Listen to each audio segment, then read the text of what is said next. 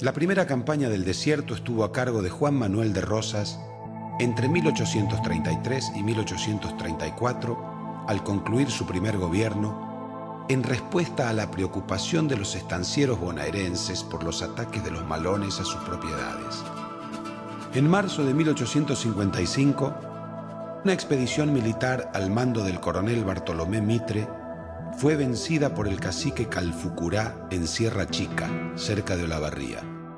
7 años después, luego de la batalla de Pavón entre Buenos Aires y la Confederación Provincial, se puso en marcha el proceso de pacificación del Estado Nacional. En 1875, durante la presidencia de Nicolás Avellaneda, el Congreso dispuso que se levantaran fortines y se crearan pueblos a lo largo de la línea de fronteras, tanto en Buenos Aires como en las provincias. Esta ley dio pie a la iniciativa de Adolfo Alsina, entonces ministro de Guerra, quien propuso cavar una zanja como contención de los malones. En 1878, el Congreso aprobó una ley que autorizó y dio medios económicos al nuevo ministro de Guerra, general Julio Argentino Roca, para emprender la expedición militar de ocupación de las tierras dominadas por los indios. La conquista del desierto, como se la llamó, concluyó en menos de un año y le permitió a la Argentina de entonces triplicar su territorio.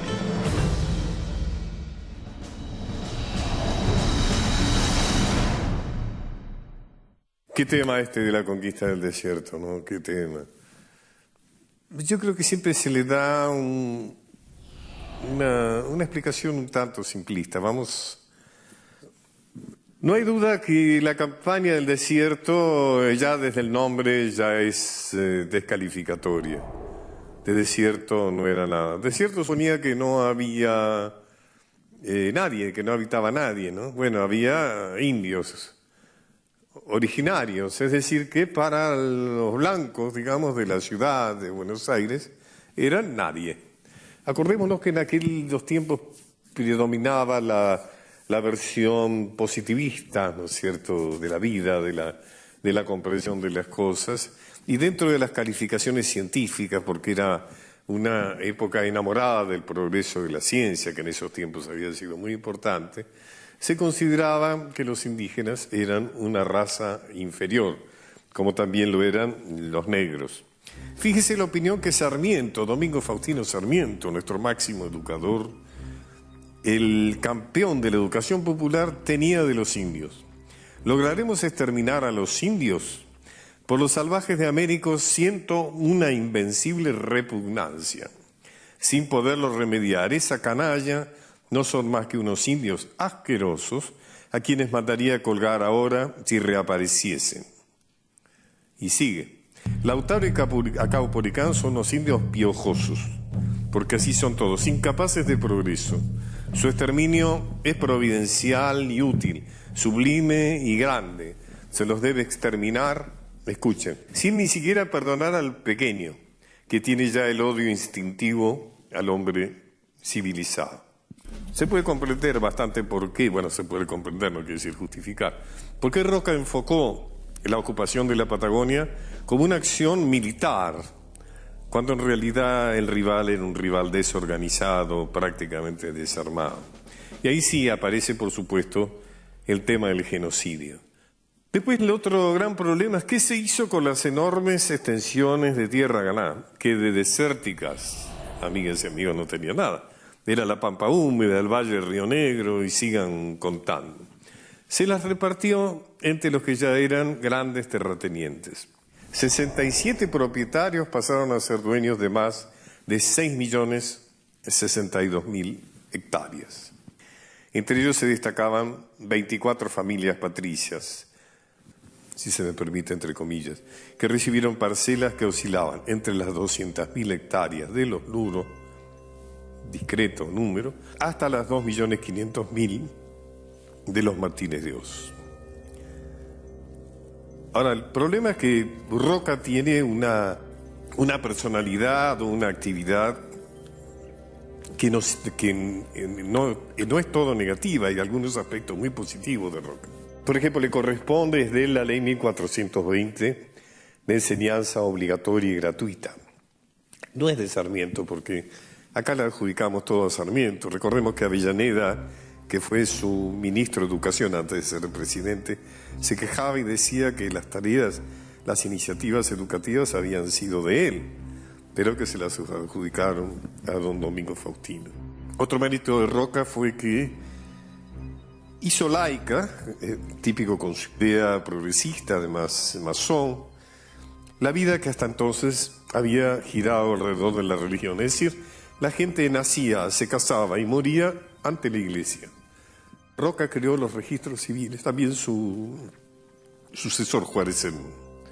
Es decir, que a partir de entonces uno nace, se casa y muere ante el Estado. También ante la Iglesia Católica, si lo quiere. Otro mérito de Roca, la capitalización. La capitalización se hace cuando él toma la presidencia a continuación de Avellaneda. Ahí es donde, bueno, Roca venía apoyado por los gobernadores provinciales, por el ejército, y cumplió con algo que era un deseo largamente acariciado de las provincias, que Buenos Aires perdiera el privilegio de ser la cabeza de la nación y que en cambio hubiera una capital federal. Esta medida que le quitó tantos privilegios a Buenos Aires, tal es así que su gobernador Tejedor prácticamente inició una guerra civil a raíz de esto, también le rompió el espinazo al mitrismo. A partir de esta medida, Mitre perdió mucha parte del poder que entonces tenía. Ahora me voy a encontrar con alguien que aprecio mucho, que tenemos una tarea común, un historiador de gran categoría, de mucha aceptación entre la gente, que es Felipe Piña. Y yo le voy a preguntar a Felipe si realmente el centenario tan celebrado actualmente por la derecha argentina, por los sectores más liberales, realmente era algo para celebrar y para recordar con tanta luminosidad.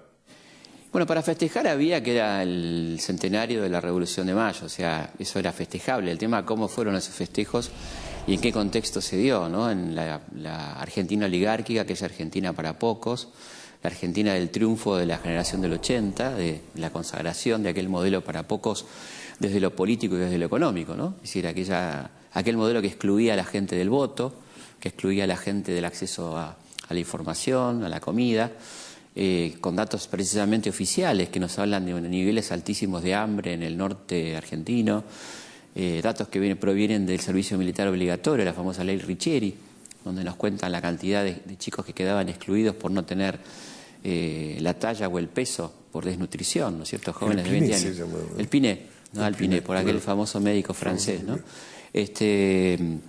Bueno, lo daban el Pinet, efectivamente, y habla de una Argentina dual, ¿no? La Argentina del centro, aquella que Clemenceau dijo que era un gran escenario para, vaya a saber qué comedia o qué tragedia, ¿no? Cuando vino invitado en 1910. Al principio de este programa y en algún otro que hemos hecho, ya te explicaba que la diferencia en la orientación que vos y yo compartimos, que es el revisionismo nacional, popular y federalista, y los dos integramos el Instituto Nacional Manuel Dorrego, con la versión oficial y sus derivaciones actuales, como la historia social y demás, es que nosotros contamos la historia desde los sectores populares. Exactamente. En cambio, la otra historia está contada desde los sectores dominantes. Esto del centenario que vos estás contando es una prueba flagrante, ¿no es cierto? Sí. Porque inclusive te acordás que cuando se festejó el bicentenario, había muchos, inclusive medios muy importantes, que batían el parche con el hecho de que en el centenario estábamos mucho mejor. Sí. La famosa historia de la Argentina rica, ¿no es cierto? La quinta potencia. La potencia, que éramos cuartos mejores que Francia en no sé qué. Arriba de Estados Unidos estábamos en no sé qué estadística de dónde. Es lo que vos decís, ¿dónde está la mirada puesta, no? Ahí está la mirada puesta en los sectores evidentemente poderosos, ignorando absolutamente lo que le pasa a la mayoría. Quizá es un excelente ejemplo de cómo se mira la historia, ¿no? Si se tiene en cuenta lo que le pasa a la gente o no se tiene en cuenta lo que le pasa a la gente. O si nos guiamos por la fría estadística, que nos situaba en el cuarto o quinto lugar mundial, por el nivel de exportación, por el nivel de producción, pero eso no estaba distribuido en absoluto entre la población argentina, ¿no? Como supe que ibas a hablar porque además lo hemos conversado entre nosotros, del estado deplorable en que estaba la gente, porque había algunos que estaban fantásticos, sí, claro, que eran los dueños del país, digamos, los que, como vos dijiste, gobernaban con fraude, con represión y que manejaban el país a su piacere, que habían tenido la inteligencia de colocar lo que ellos producían a precio muy alto en todo el mundo, que eran los productos agrícolas ganaderos. Y Roca le encarga a Villalema C., es un médico y abogado catalán, un tipo muy especial, extraordinario, que le haga un estudio de cómo está el obrero del interior del país, de las provincias. Por ejemplo, hablaba de los sufrimientos de esas pobres tribus indias que son hoy víctimas de su salvajismo, es decir, de haber sido salvajes, del que no se les puede hacer responsables, del abandono de su cultura, del desamparo de sus derechos y de la explotación inhumana de que son objeto. Sí, un tipo altamente progresista, realmente. Y después decía, por ejemplo, cuando en las cumbres del Famatina he visto a Lapire, al minero, cargado con 60 y más kilos, deslizarse por todas las galerías de las minas corriendo riesgos de todo género, en una atmósfera de la mitad de la presión normal. Cuando he visto en la ciudad de La Rioja al obrero ganando solo 80 centavos, metido en la zanja estrecha de una cañería de aguas corrientes, aguantando en sus espaldas un calor de 57 grados a las 2 de la tarde, y sigue así una cantidad de explícitos de casos, no han podido menos de acudir a mi mente aquellas leyes tan previsoras de todos estos y otros detalles que se han reproducido en cuanto se ha creído que faltaba el freno de la ley. Bueno, y justamente el objetivo, él está hablando porque todavía confía, pobre, que esto se va a convertir en una ley, que esto va a permitir la creación de una ley nacional de trabajo, ¿no? Que por supuesto... Porque además está claro, digamos, que algo que uno no puede decir que el centenario fue mejor que el bicentenario, es que en el centenario no había leyes sociales. No había leyes sociales, prácticamente. No había nada que protegiera al trabajo. Había solamente la ley de descanso dominical, que costó muchísimo sacarla en 1907 por impulso de Alfredo Palacios. Una ley que se negaron los patrones a sancionar inicialmente porque querían arbitrariamente elegir qué día descansaban sus obreros, el famoso Franco, pero no darles un día a todos por igual. Entonces el argumento de Palacios era que era un día para la familia, para que ese hombre pudiera compartir con sus hijos un rato, y ponía como contradicción, ni siquiera pueden ir a misa, ustedes que son tan católicos, les decía, no lo dejan ir a misa a este hombre, ¿no? Entonces, bueno, finalmente se logra esa única ley social prácticamente, la ley de la silla también, la ley de la silla que para el empleado de comercio, pero no mucho más. Esto tiene que ver ya te digo, con la circunstancia de que indudablemente en esa Argentina supuestamente rica, el pueblo vivía muy mal. Totalmente. ¿Cierto? Vivía realmente muy mal. La miseria. Además, recordemos que la fiesta del centenario transcurre en estado de sitio. Exactamente, con miles de detenidos, básicamente anarquistas, socialistas, imprentas cerradas y atacadas por las bandas llamadas patriotas, periódicos clausurados, La Vanguardia, La Protesta, campos de concentración, se crean algunos campos porque no alcanzaban las cárceles para detener a los activistas. O sea que eso tan celebrado que es la Argentina rica de 1910, parecería que no tiene demasiados motivos. No tiene motivos para celebrar. Salvo para ellos. Ellos pueden reivindicarlo con mucha alegría seguramente, nosotros no. La llamada generación del 80 fue un grupo identificado con las ideas liberales, europeizados y sobre todo porteñistas, que tomó las riendas del país a partir del primer gobierno de Julio Argentino Roca. La esencia principal de la generación del 80 fue su insistencia en la metodología científica, su confianza en la educación básica, en la promoción de la inmigración, en el mejoramiento de la infraestructura del país y de la libertad jurídica. La generación del 80 supo encontrar un lugar en el esquema comercial y financiero del mundo, haciendo de la Argentina una proveedora de materias primas agrícolas ganaderas, sobre todo a Gran Bretaña, con quien desarrollaron una estrecha relación de dependencia económica.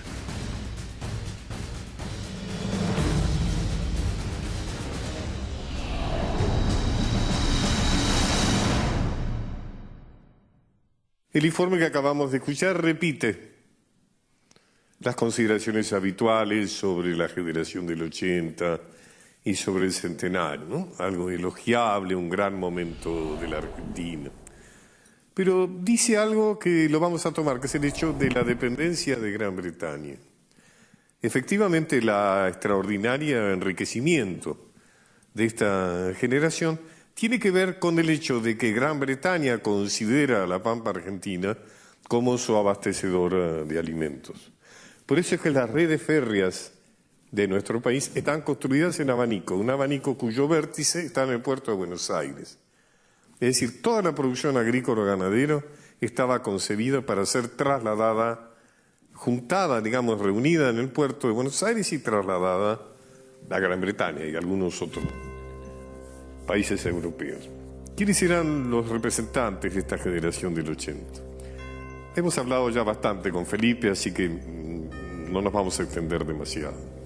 Carlos Pellegrini, Lucio López, Roque Sáenz Peña, Lucio de Mansilla, Miguel Cané, Eduardo Wilde, José Manuel Estrada, Paul Grusac, Estanislao Ceballos. Bueno, uno cuando escucha esta lista dice, qué cosa, qué gente tan culta y que participaba de la política en aquellos tiempos. Pero esperen, culta de cultura francesa, porque admiraban a Inglaterra en lo económico y a Francia en lo cultural. Pero esta generación fue una generación que se opuso, casi diríamos combatió, a todo aquello que tenía que ver con lo criollo, con lo nacional, con lo hispánico, con lo cristiano, que eran bases, digamos, de nuestra cultura original.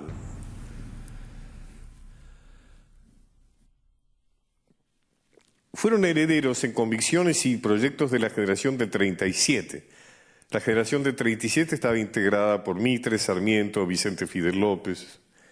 Eran los antiguos unitarios, liberales. Todo viene del triunfo de las guerras civiles cuando los unitarios vencen a los federales, porque tienen mucho más poder, tienen todo el dinero de la aduana, tienen el apoyo de Gran Bretaña, la masonería, un triunfo muy anunciado, que se adueñan del país y le dan su impronta.